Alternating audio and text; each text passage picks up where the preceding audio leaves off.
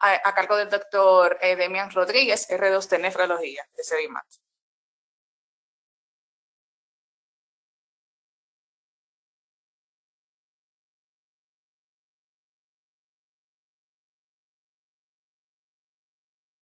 Perdón si te estoy interrumpiendo, Francesca. Lo que pasa es que tengo como 2 minutos que estoy escuchando muy entrecortado. No sé si es un problema de la red a la que estoy conectado.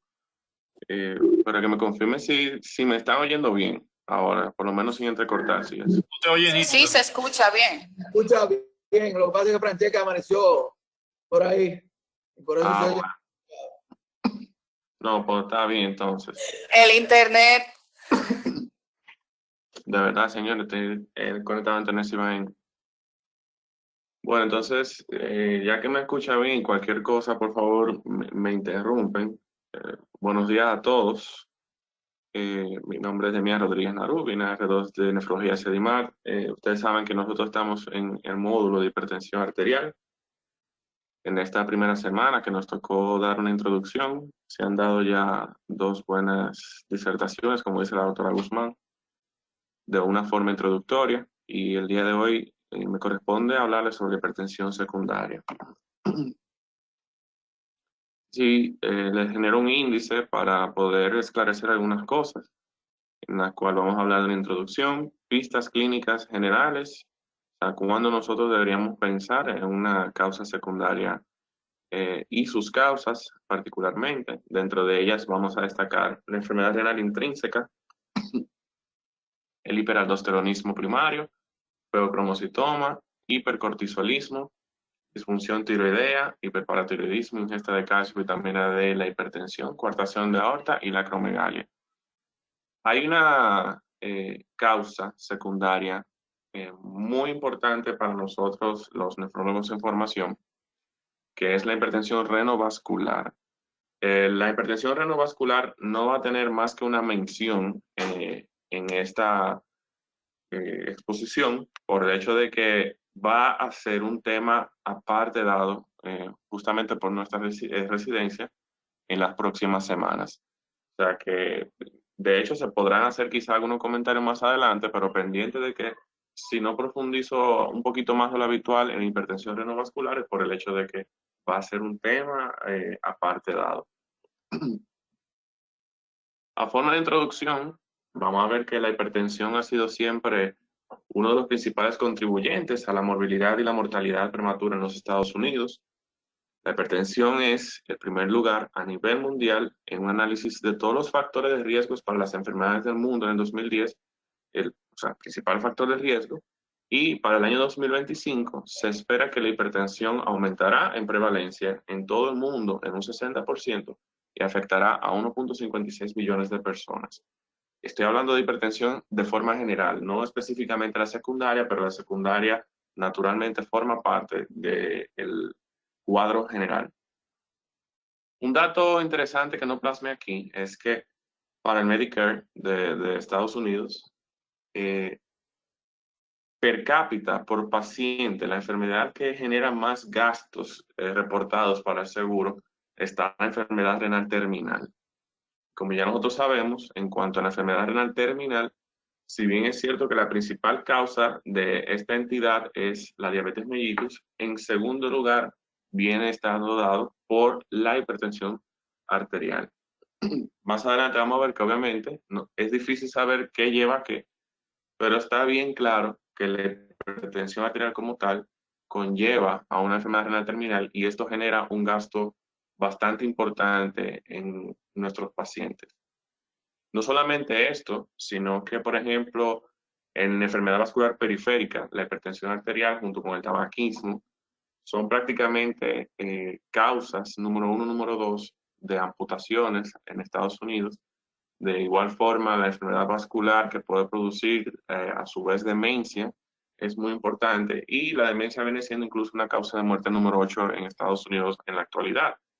Estamos viendo que el impacto que tiene la hipertensión arterial desde el punto de vista epidemiológico es algo sumamente importante, independientemente de si es primaria y secundaria, y con más razón hay que estadificar bien al paciente, hay que tener bien claro su causa y obviamente tener un manejo lo más adecuado posible. Vamos a ver que la evaluación de un paciente con hipertensión arterial depende de la causa probable y del grado de dificultad para lograr un control aceptable de los niveles tensionales.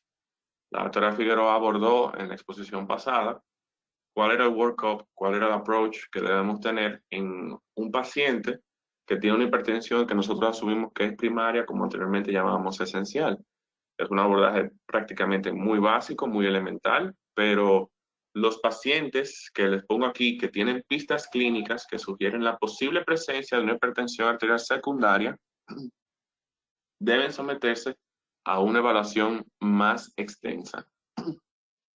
El núcleo de la exposición que yo preparé es prácticamente nosotros ver en cuáles condiciones vamos a pensar que un paciente tiene una entidad particular o a veces no tenemos bien claro cuál es el origen y nosotros comenzamos a hacer un abordaje un poquito más amplio para atrapar en nuestro abanico esa causa de hipertensión secundaria.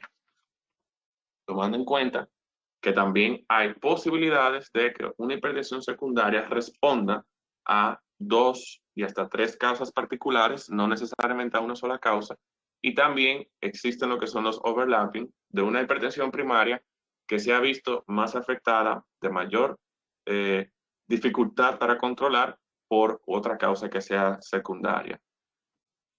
¿Qué tiene de importante nosotros dilucidar, nosotros ver cuál es realmente la causa que está teniendo el paciente que le está afectando sus niveles tensionales? Aquí pongo en primer lugar el ataque al mecanismo de acción, porque la hipertensión arterial no tiene un tratamiento específico, no tiene un tratamiento muy dirigido. Nosotros sabemos que un antihipertensivo puede servir bastante bien para un paciente y otro no servir absolutamente nada en particular. A nosotros entender la causa, nosotros entendemos el mecanismo de acción que produce la hipertensión y nos da el derecho de nosotros atacar directamente el mecanismo de acción, y eso hace que con una menor dosis de un fármaco, que con un fármaco específico, nosotros podamos controlar mejor los niveles tensionales. Otro aspecto muy importante, algunas de las causas secundarias de hipertensión arterial pueden incluso tener una curación que lleva a una normalización parcial o completa de los niveles tensionales. Esto realmente se torna desde el punto de vista administrativo y de salud pública mucho más económico de nosotros dar con una condición, tratarla lo máximo posible y llevar a este control tan bueno y estricto, a diferencia de nosotros no identificar una causa secundaria, darle larga, solamente usar medicamentos y que el paciente vaya deteriorándose desde el punto de vista sistémico, porque ya ustedes saben que puede llegar a una enfermedad renal terminal, puede llegar a una enfermedad retiniana importante, incluso a ceguera, puede llevar a amputaciones, a demencia. Entonces, prácticamente desde el punto de vista administrativo, el paciente genera más gastos para el sistema de salud. El estudio prospectivo más grande, reportado en centros de atención primaria, evaluó 1020 pacientes consecutivos que tenían hipertensión en la ciudad de Yokohama, Japón. Los autores encontraron que el 9.1% de los pacientes tenían una causa secundaria, que fue el hiperaldosteronismo primario en el 6% y un síndrome de Cushing, que en toda la regla y en la parte preclínica fue 1%, el feocromocitoma en el 0.6% y la hipertensión renovascular en 0.5%. No se lleven del bajo porcentaje que puede producir la hipertensión renovascular en esta serie, porque realmente al relacionarlo tanto con la aterosclerosis, las displasias de la capa media, hace que esto sea mucho más frecuente realmente en nuestro entorno y que realmente debemos tratar de diagnosticarlo. Miren qué linda la ciudad de Yokohama aquí. Vamos a una parte esencial de nuestra exposición, en la cual vamos a ver cuáles son aquellos pacientes en los cuales por lo que estén presentando nosotros vamos a sospechar que tengan una hipertensión secundaria. En este caso, no me estoy dirigiendo de forma inicial en encasillar un diagnóstico particular de sospecha, pero sí en cuál paciente nosotros debemos por lo menos tener un bombillo prendido para pensar que podría tener una causa secundaria. Dentro de aquí, primero a la izquierda, que ven como trastorno, o sea, de una forma general, algunas características clínicas sugerentes. Vamos a ver que una hipertensión severa o una hipertensión resistente, sabiendo que la hipertensión resistente se define como el uso concomitante de por lo menos 3 agentes antihipertensivos de diferentes clases en sus dosis máximas, que podrían incluir un diurético. Al tener un paciente de esta índole, deberíamos tener en cuenta que el paciente podría estar cursando con una hipertensión de carácter secundario. Cuando se desarrolla un aumento agudo o una mayor labilidad de la presión arterial en un paciente que previamente tenía los valores estables, esto también nos hace pensar que el paciente puede tener un componente secundario. La edad, algo muy importante que en nuestro medio vemos, una edad comprobada de inicio antes de la pubertad o una edad menor de 30 años en pacientes que no tengan antecedentes familiares, que no tengan factores de riesgo tan importantes como la obesidad. Estos pacientes, sin duda alguna, deben ser estudiados por una causa secundaria. Lo otro es, imagínense, en nuestro medio, en una experiencia relativamente corta que nosotros tenemos, han sido muchos los pacientes de los 18, 17, 16, 20, 22, 26 años que simplemente inician un antihipertensivo y realmente no han sido abordados para estudiarse desde el punto de vista de cuál es el origen de su hipertensión y a veces son catalogados como primarios.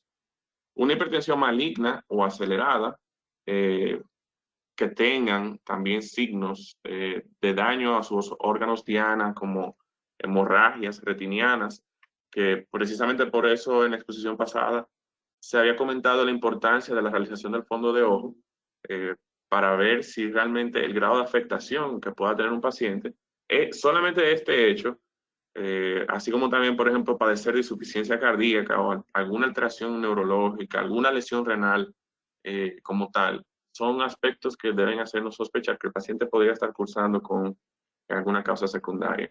Hay alguna cosita que vamos a detallar mejor, como por ejemplo hipertensión asociada a trastornos electrolíticos, como hipocalemia, calrosis metabólica, que más adelante sí podríamos abordarlos mucho mejor. La hipertensión renovascular, que está aquí, recordándole que son apenas pinceladas lo que vamos a ver, esta es realmente una de las causas potencialmente corregibles más comunes de hipertensión secundaria, a pesar del estudio de Japón que les enseñé anteriormente.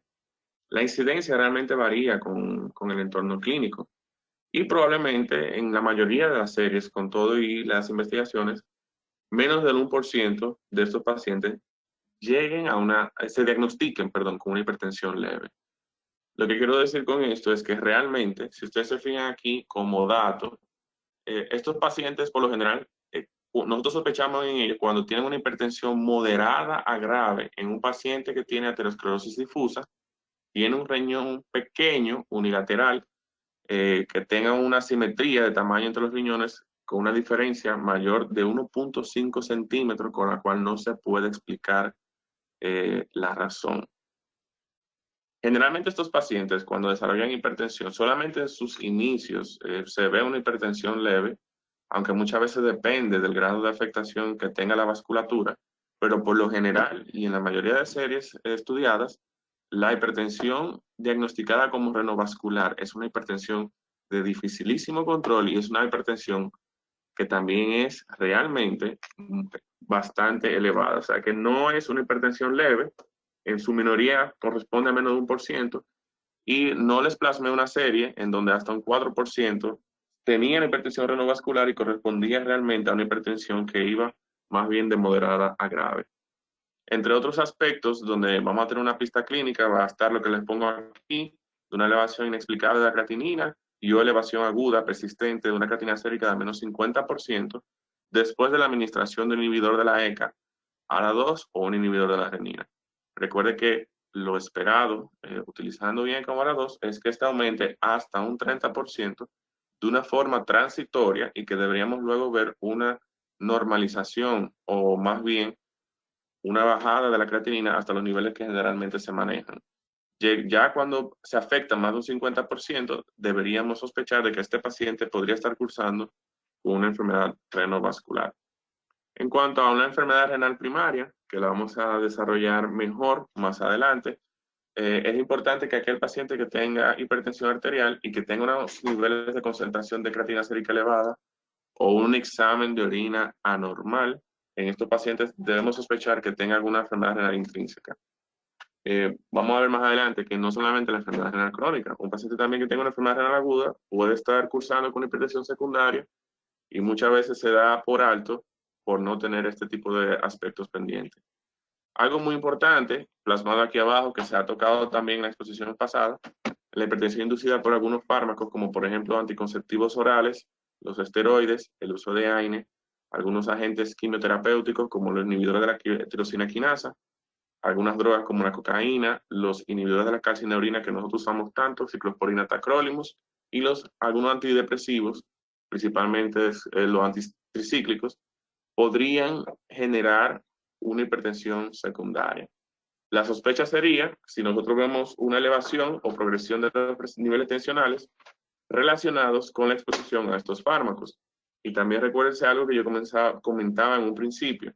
Podemos tener un overlapping de una hipertensión primaria que al tener algunos factores que pueden ser revertidos, como algunos usos de estos fármacos, podría estar cursando también una hipertensión secundaria que es controlable con la disminución de la dosis de estos fármacos o con el cambio hacia otro tipo de medicamentos. Vamos a ver otros aspectos aquí, como el ferocromocitoma, que una pista clínica importante sería elevaciones paroxísticas de los niveles tensionales arteriales, una triada muy clásica conocida en medicina interna, de dolor de cabeza, palpitaciones, sudoraciones, el aldosteronismo primario, que nos vamos a sentar a detallar un poquito más adelante, con la hipocalemia inexplicable, también la alcalosis metabólica, aunque obviamente esto ya no se ve tanto en las series, generalmente ya los pacientes cursan en su mayoría con una normocalemia. Síndrome de Cushing, en donde estos vamos a ver fascia cushinoide, obesidad central, debilidad muscular proximal, por lo general, y equimosis. Y obviamente el antecedente que podría existir con el uso previo de glucocorticoides. Algo muy importante, hipotiroidismo y a su vez también el hipertiroidismo. Trastornos tiroideos en sentidos generales se relacionan ambos con hipertensión arterial. Vamos a ver que aquí se toman en cuenta los síntomas hipotiroides y también importante en la evaluación de un paciente donde se sospecha una hipertensión secundaria del perfil tiroideo. El hiperparatiroidismo primario, que para nosotros tenemos experiencia más bien en secundario, pero para que se tenga entendido que niveles de calcio sérico elevados deben hacernos sospechar esto y entre otros aspectos. Síndrome de apnea del sueño, se lo pongo aquí, aunque no lo voy a detallar en esta clase por no tener una relación tan directa con la parte renal, pero sí lo sospecharíamos en pacientes que tienen frecuentes o sea, tienen hipertensión resistente, especialmente con sobrepeso o obesidad. Estos pacientes tienen ronquidos fuertes o episodios apneicos presenciados. Por esto aquí es importante muchas veces, más que valorar al paciente, evaluar a algún acompañante, porque el paciente en sí muchas veces no se percata cuando ronca en exceso. La somnolencia diurna, fatiga y confusión matutina es muy frecuente en estos pacientes. Realmente para las guías norteamericanas y en muchas series, como causa de hipertensión secundaria, la apnea del sueño tiene un lugar muy importante y realmente hasta el punto de que no solamente de forma aislada conlleva hipertensión secundaria, sino que también acompaña otras condiciones. Y en nuestros pacientes que nosotros manejamos, renales particularmente crónicos, el síndrome de apnea del sueño es muy frecuente y esto conlleva que realmente sea aún más de difícil control sus niveles tensionales. La coartación de la aorta, que si bien es cierto que es más frecuente en niños, también lo vamos a ver en adultos. Algunos se escapan de diagnóstico en su infancia y llegan a la adultez y es aquí donde son diagnosticados. Estos pacientes nosotros pensamos en ellos cuando tienen una hipertensión en los brazos con unos pulsos femorales que están disminuidos o retardados o cuando en miembros inferiores los niveles tensionales están más bajos, así como un soplo a ese nivel.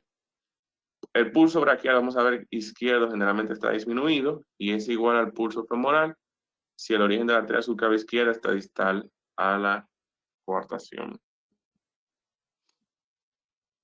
Expandiéndonos un poco en cuanto a las partes que ya tienen más que ver con nosotros, cuando hablamos de enfermedad renal intrínseca, aquí les pongo que la hipertensión puede ser tanto una causa como una consecuencia de la enfermedad renal crónica. Aquí es ya difícil nosotros realmente discernir de qué pasó, qué ocurrió primero. Nosotros podríamos tener algunas pistas de acuerdo a hallazgos sonográficos, pero muchas veces no siempre nos va a dar toda la información esto. Sin embargo, la evaluación, el abordaje del paciente viene siendo similar. Si bien es cierto que les pongo una enfermedad renal crónica, recuérdense que las afectaciones fisiopatológicas del por qué ocurre esto, pasa tanto estas vías en la enfermedad renal crónica como en la enfermedad renal aguda. Recuérdense que tenemos trastornos de la excreción de sodio, envejecimiento vascular, una sensibilidad receptor que a veces está disminuido, un tono simpático aumentado, un sistema renina-angiotensina aldosterona que está totalmente aumentado. Son de los factores que aparecen incidentes en unos niveles tensionales elevados. Aquí les pongo un diagrama del Core Curriculum que se publicó el año pasado en la JKD, que la vamos a presentar también el martes que viene, donde prácticamente hace un enlace de todas estas vías fisiopatológicas que incurren en que el paciente desarrolle una hipertensión arterial secundaria, desde reducción de la masa glomerular hasta disminución de la excreción de sodio, disfunción endotelial importante, que eso también parte de las fisiopatología como tal de la hipertensión arterial primaria se trató en la clase pasada, incremento de la producción de renina, incremento de la producción de angiotensina 2, algo muy importante,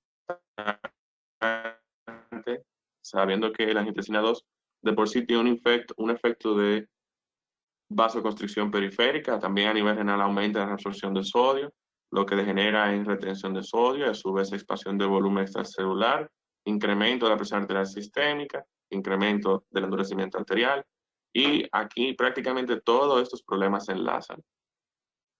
Si ustedes se fijan, a la larga, las vías del mecanismo de acción de la hipertensión arterial conlleva a que tengamos que atacar varios puntos en el enfermo renal crónico. Ya por eso, un comentario hecho anteriormente es que desde la guía del 2017 para los norteamericanos, el hecho de que un paciente sea catalogado como crónico con una tasa de filtración por debajo de 60 mililitros minuto, automáticamente es un paciente de alto riesgo cardiovascular y estos pacientes ya se recomienda que se ataquen con doble medicación de entrada. Anteriormente, ustedes saben que hace unos años siempre lo que se nos enseñó es utilizar un medicamento de una familia, llevarla a la máxima dosis y solamente cuando esté en la máxima dosis iniciar un segundo medicamento. Ya desde el 2017 se sobreentiende que lo ideal es utilizar polipíldoras para atacar múltiples mecanismos de acción sin tener los efectos adversos al tener que utilizar las dosis máximas de cualquier medicamento. Por eso tenemos aquí algunas recomendaciones que se sacaron precisamente de ese mismo Core Curriculum, donde ustedes ven que, por ejemplo, algunas indicaciones relacionadas a una enfermedad renal crónica, por ejemplo, el uso de tiacídicos, sería el caso de utilizarlo en pacientes que no manejen bien el volumen de fluidos, también para mejorar alguna proteinuria al combinarlo con un inhibidor de la angiotensina, o sea, un ARA2 o un IECA, porque potencializa su efecto. Utilizar el uso de diuréticos de tipo de ASA por la misma razón. Y un comentarito breve con relación a los tiacídicos, que si bien es cierto que pierden su efecto cuando la tasa de filtración baja por debajo de 30, actualmente hay un estudio amplio que se está haciendo con la clortalidona, que se está usando en pacientes ya que están en estadio 4 y se ha visto un buen manejo de volumen en estos pacientes, un buen manejo antihipertensivo, y esto hace que el umbral de utilización de los tiacídicos baje un poquito más y nos permita utilizarlo con mayor amplitud. El uso de IECA o ARA2, aquí les pongo que, por ejemplo, en los casos de proteinuria, para también enlentecer la progresión de enfermedad renal crónica, son adecuados, al igual que la utilización de beta bloqueantes tienen indicaciones un poquito más claras para aquellos pacientes que tengan falla cardíaca o aquellos que tengan un mayor riesgo de tener falla cardíaca o que tengan alguna arritmia. Estos serían medicamentos para utilizar desde el principio. A pesar de que aquí estaba de una forma un poquito más generalizada, la CADIGO en este año, en el 2021, publicó este guideline de manejo de presión arterial en pacientes de enfermedad renal crónica.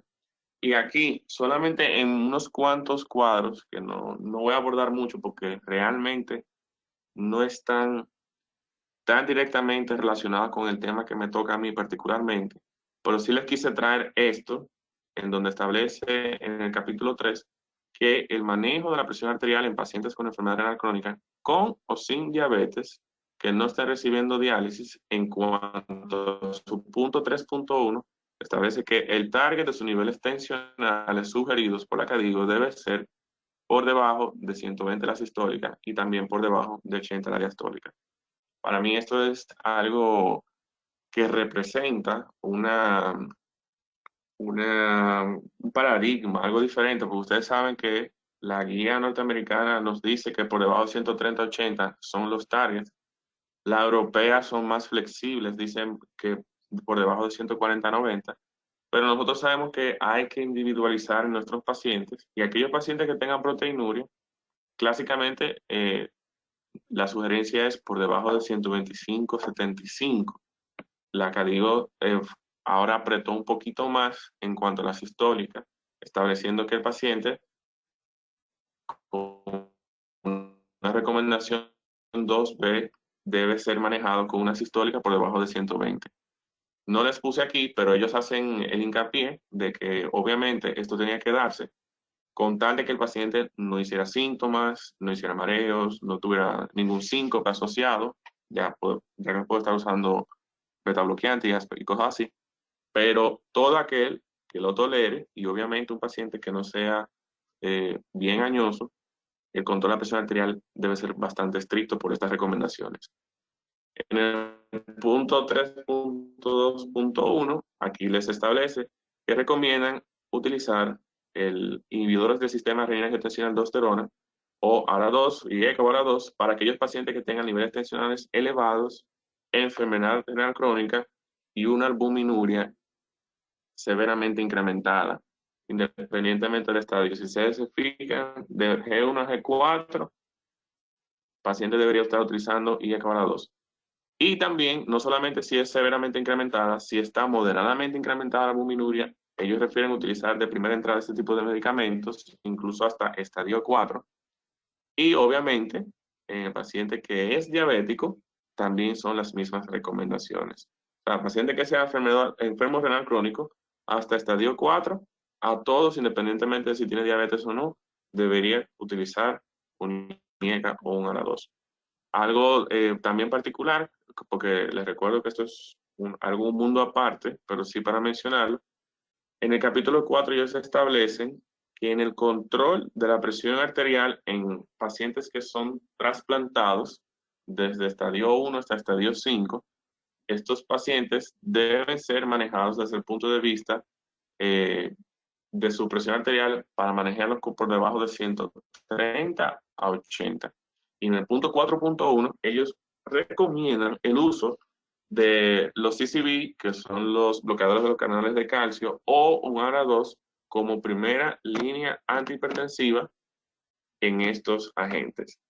No me quiero meter en eso, más aún cuando tenemos todo un cápite de trasplante, pero recuerde que el uso de los bloqueadores de canales de calcio conlleva ciertas observaciones con los niveles, principalmente de los inhibidores de la calcineurina, y hay que tenerlo bien pendiente. Pero fíjense cómo la CADIGO ya establece que estos son de los antihipertensivos que deben ir de primera línea. ARA2 o inhibidores del canal de calcio.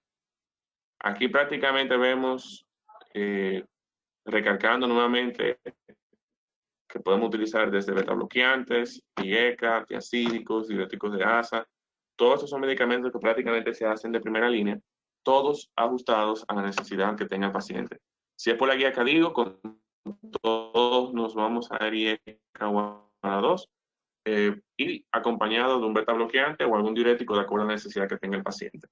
Se ha visto por múltiples estudios que en el paciente renal crónico terminal, ya sea en diálisis o paciente que esté en estadio 4 y estadio 5, el uso de un beta bloqueante ayuda bastante a disminuir la incidencia o a retrasar la llegada a una falla cardíaca secundaria a la misma enfermedad renal crónica. Cuando hablamos de hiperaldosteronismo primario, nosotros vamos a ver que esta ha sido una causa secundaria que ha ido en aumento en cuanto a su prevalencia en los últimos 25 años.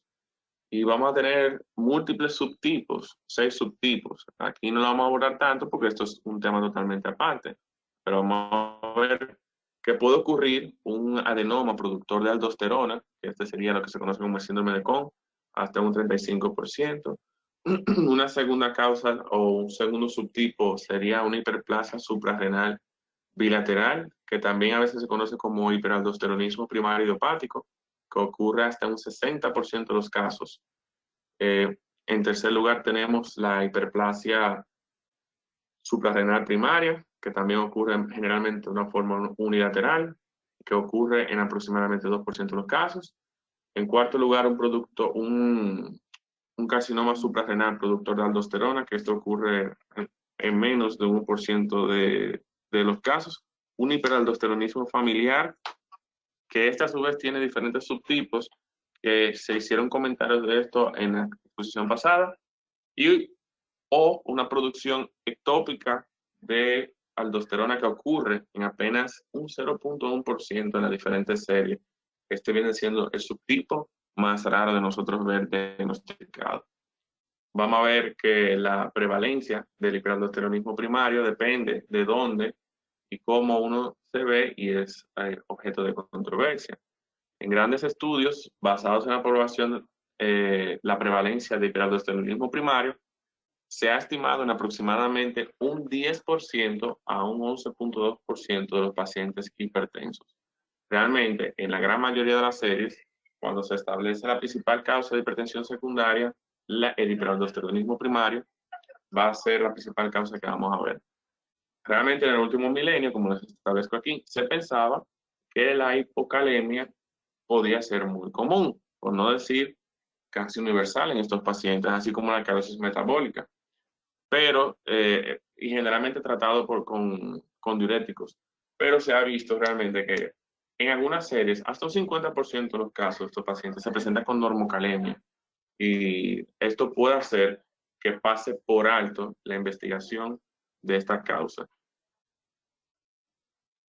Vamos a ver que realmente el diagnóstico como tal, el abordaje muchas veces puede ocurrir como un incidentaloma por una imagen abdominal. Sin embargo, la forma correcta, según las guías endocrinológicas de abordaje para hacer el diagnóstico, tiene que ver primero con una de estas 4 pruebas. Y si alguna de estas 4 pruebas resulta dar positiva, lo que viene a continuación es algún estudio de imagen abdominal tipo tomografía o resonancia para evaluar las suprarrenales. Pero de entrada se puede hacer una relación de la aldosterona y la renina plasmática, que en dado caso de dar elevada por encima de 15 nanogramos por decilitro, esto da positivo para el diagnóstico de esta entidad.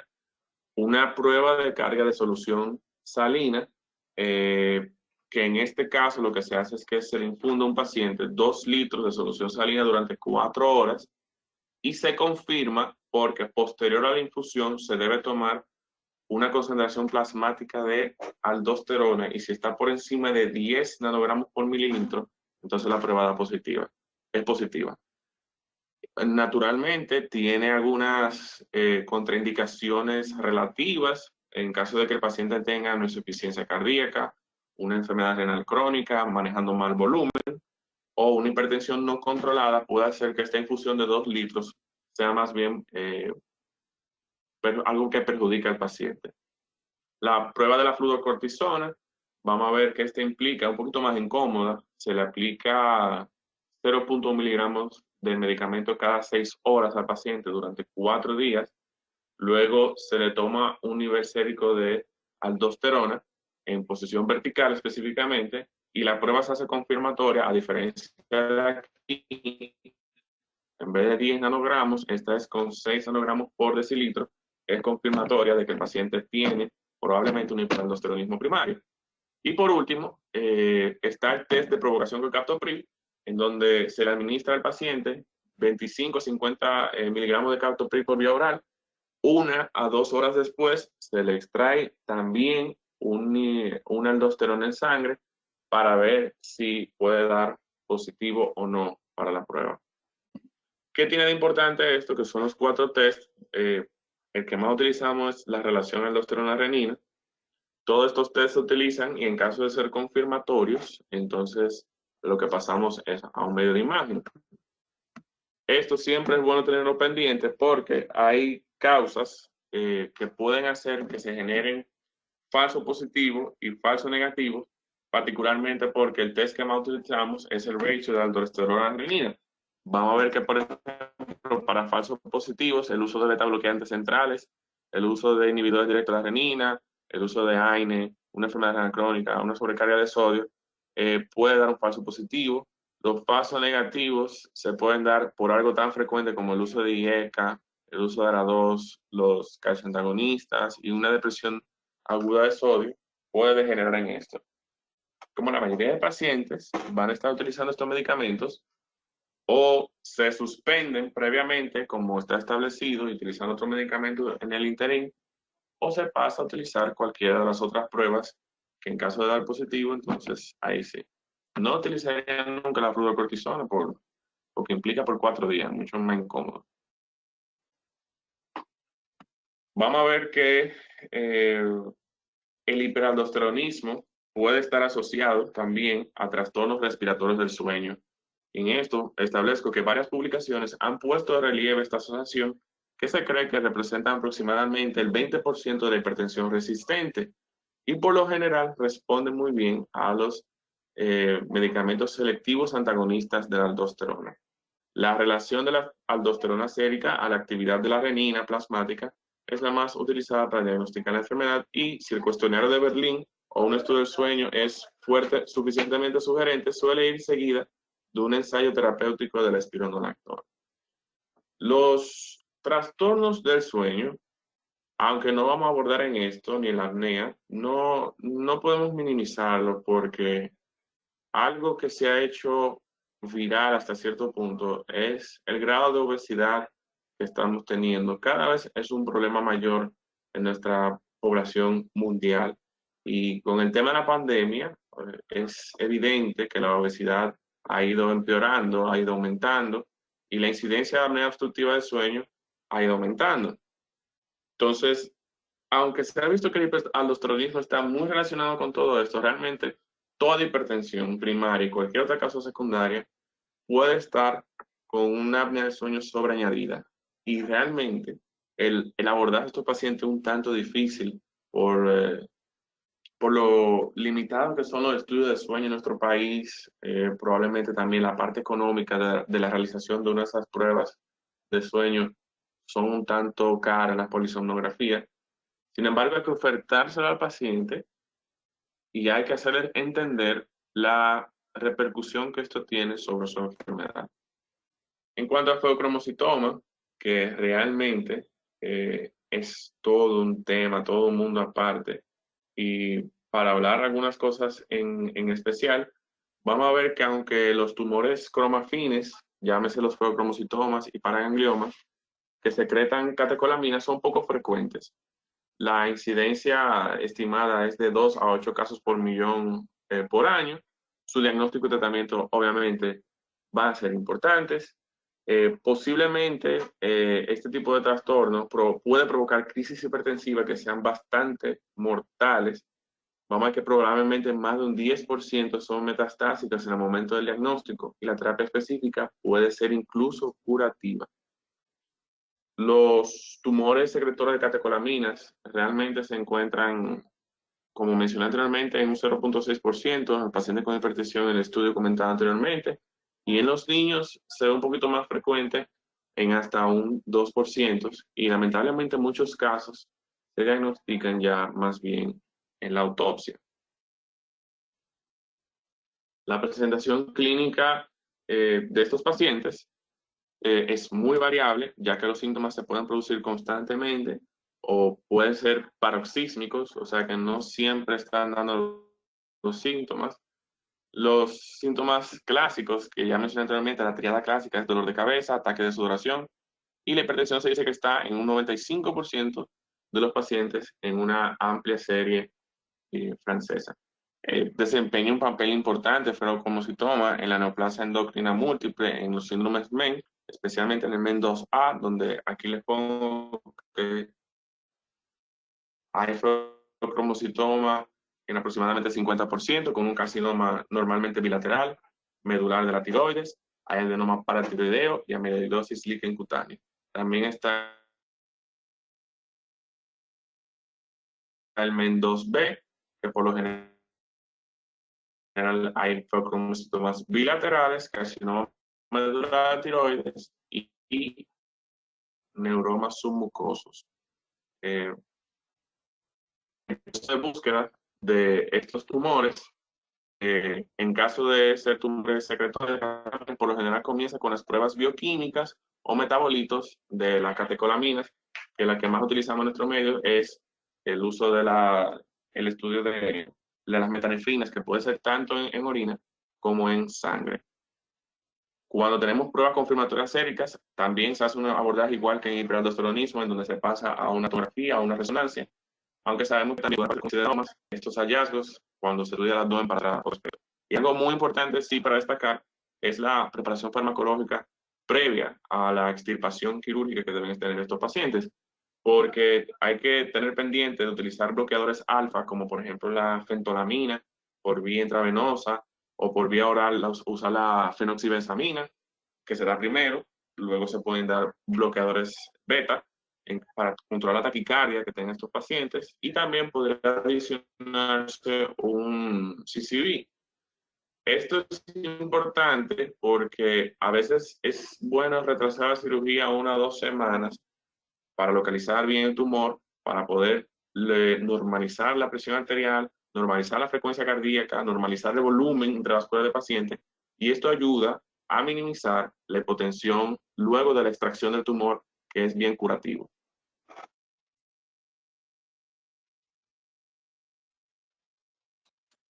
Podemos hacer un comentario más adelante sobre ferrocromocitoma, pero realmente hasta este momento es evidente. En cuanto al hipercortisolismo, como dato rápido, que la mayoría de casos de síndrome de Cushing hoy en día son iatrogénicos, se deben a corticosteroides orales prescritos. Los casos esporádicos todavía se ven, que no están relacionados con esto, y se encuentran en 0.5 a 1.0% de los sujetos de serie. El síndrome completo de la hipertensión con una obesidad troncal con estrías, diabetes, hirsutismo, acné, hiperglicemia, hipocalemia y debilidad muscular es menos común hoy en día que en la era de lo que es el Cushing. Algo importante, en algunos centros se utilizan mucho los niveles de corticotropina en plasma para poder discernir entre un síndrome de corticotropina dependiente de Cushing o independiente de Cushing. Esto se hace muy interesante para hacer diagnósticos diferenciales. Aunque esto corresponde más a un endocrinólogo, también nosotros como nefrólogos debemos tenerlo bien pendiente.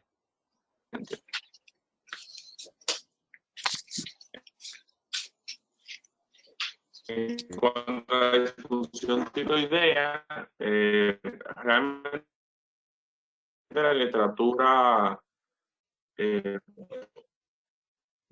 la asociación con hipertensión es un tanto inconsistente. Muchos pacientes con hipertiroidismo tienen curso. Evidentemente, después del diagnóstico, un bloqueador no selectivo beta, como el propanolol, puede ser útil para taquicardia, y gasto cardíaco, más o por la resistencia periférica. Esto se sobreentiende que un paciente, por una enfermedad tiroidea hipertiroidea, puede generar una taquicardia importante, generar un alto gasto cardíaco, y al aumentar el gasto puede aumentar la presión arterial. Y esto podría ser controlado con este tipo de medicamentos. Sin embargo, la hipertensión en el hipotiroidismo es predominantemente diastólica y por lo general en el rango de una etapa 1. Y hay muchos casos, muchos estudios donde se ven que el manejo del hipotiroidismo es más que suficiente para que el paciente vuelva a una normotensión y no tener que utilizar antihipertensivos como tal. Pero sí es bueno saber que tanto el hipo como el hiper pueden producir esta entidad. En cuanto al hiperparatiroidismo y la ingesta de calcio, vitamina D, hipertensión, a pesar de la hipercalcemia y la hipertensión asociada con hiperparatiroidismo, menudo mejoran después de un tratamiento adecuado. Las relaciones causales entre la ingesta de calcio y vitamina D, los niveles de hormona paratiroidea en suero y la presión arterial no se han visto constantemente en grandes poblaciones. Como resultado, la mayoría de las guías actuales recomiendan un calcio sérico y no la hormona paratiroidea como determinación durante la prueba de sangre para todo paciente con un diagnóstico inicial de la hipertensión. Con esto lo que quiero decir es que todo paciente que estemos estudiando para causas secundarias se debe hacer un calcio sérico y a raíz de esto entonces pensar en una posible hiperparatiroidismo primario y hacer el workup y el abordaje de esto. La coartación de la aorta, que si bien les dije anteriormente que ocurre más en niños, lo podemos pensar también en adultos. Muchos casos se identifican con los hallazgos físicos sugerentes, como por ejemplo un soplo, los niveles tensionales menores en las piernas que en los brazos y un retraso del pulso radial femoral. La ecocardiografía es vital en estos pacientes, hay que realizarla, hay que ver la extensión que tiene esto y los niveles tensionales se corrigen por lo general con los procedimientos quirúrgicos. Por último tenemos la acromegalia, sabiéndose que la hipertensión se produce en más del 40% de los pacientes con liberación de la hormona de crecimiento excesivo, puede ser exacerbada por la apnea del sueño concomitantemente. La mayoría de estos pacientes son identificados fácilmente por los síntomas o signos de crecimiento óseo excesivo acral, particularmente en niños o adolescentes antes del cierre epifisario. Ustedes van a ver que al igual que la coartación, el éxito del tratamiento de la acromegalia generalmente disminuye los niveles tensionales, pero la hipertensión a menudo persiste, especialmente en pacientes de mayor edad y que a su vez tengan otros factores de riesgo, como es el caso del sobrepeso. Aquí le pongo un sacado de un cuadro de un artículo de la JKD de hipertensión resistente, las causas nuevamente de hipertensión secundaria, que esto es lo último que voy a dejar aquí puesto para que nosotros veamos otras causas aquí incluso al final que no fueron mencionadas, pero que realmente hay que tenerlo bien pendiente y son causas un poquito más difíciles de diagnosticar, pero que también hay que tenerlo ahí. Pero realmente el porcentaje de incidencia y prevalencia es mucho menor. Entonces, aquí tengo la bibliografía establecida. Espero que hayan entendido en su mayor parte y estamos abiertos a preguntas y